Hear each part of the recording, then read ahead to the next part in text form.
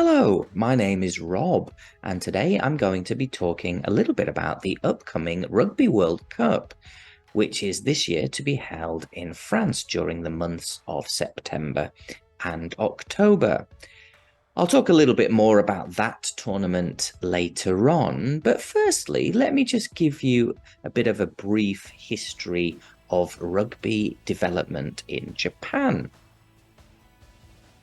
Rugby first began to be played in Japan in the late 19th century, mostly by university teams, and has remained a popular university sport since then. Japan's first international rugby fixture came in 1932, and Japan was one of the nations in the inaugural Rugby World Cup, which was held in 1987. Indeed, this year's tournament will mark the 10th Rugby World Cup that's been held, and Japan's national rugby team has participated in each of those 10 competitions. In the early years of the Rugby World Cup, Japan didn't have a lot of success. In 1991, they managed to beat a rather weak Zimbabwe team, and they had a couple of draws with Canada in the tournaments held in the mid-2000s. Aside from that, however, Japan had often ended Rugby World Cup tournaments without victory and were often bottom of their group. But that all changed in 2015 when they achieved what the BBC described as the biggest upset in Rugby World Cup history, when they managed to beat the mighty South Africa. That was a real boost ahead of Japan hosting their own World Cup in 2019.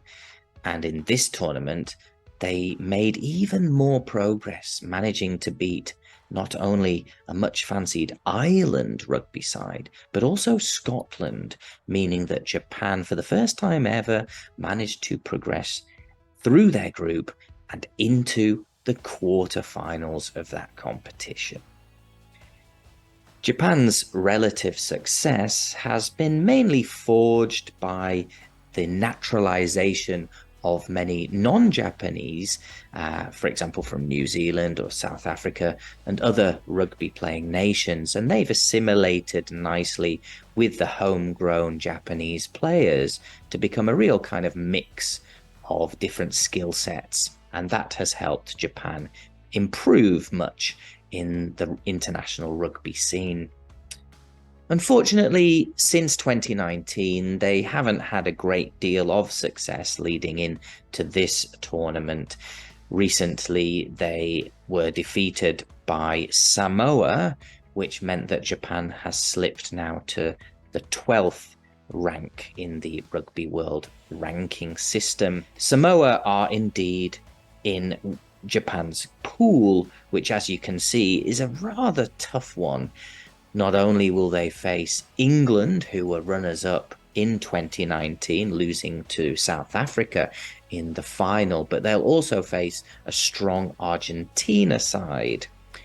Their best chance of success will probably come against Chile. Chile are indeed the lowest ranked team in this tournament, 22nd in the world. So who could win this 2023 tournament? Well, I've picked out 4 potential winners. Of course, the All Blacks, the New Zealand rugby team, the jointly most successful rugby nation according to their World Cup record, and always the favourites going into any World Cup.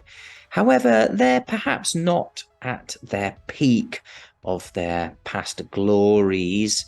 They've had a few recent defeats, and so are in fact only the 3rd highest ranked team in those world rankings. The highest team are in fact Ireland, but Ireland notoriously underachieves during World Cups and have in fact never progressed beyond the quarter-final stage.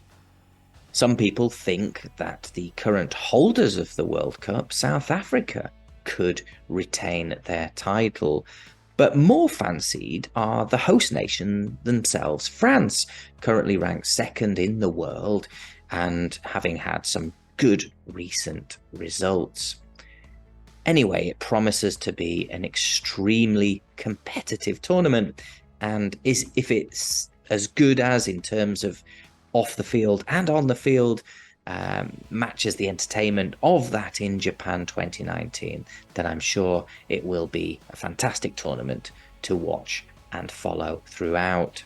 For those of you who may be new to the sport of rugby, it is played by a team of 15 members made up of 8 forwards. They make up the pack and compete for scrums, and 7 backs, which are usually the faster and lighter players.